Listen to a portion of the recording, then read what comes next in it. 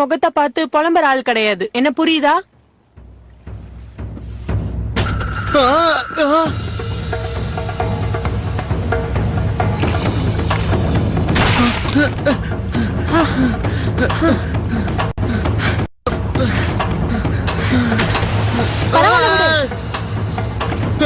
பார்த்து ஜாக்கிரதை.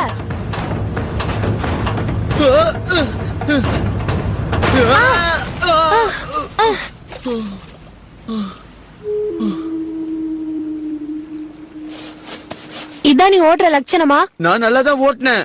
ஆனா வாட்டர் பெண்டிங்ல தான் ஏதோ பிரச்சனை இருக்கு. நீ சொன்னீங்க அத மாதிரி தான். இதெல்லாம் ஏன் தப்பா?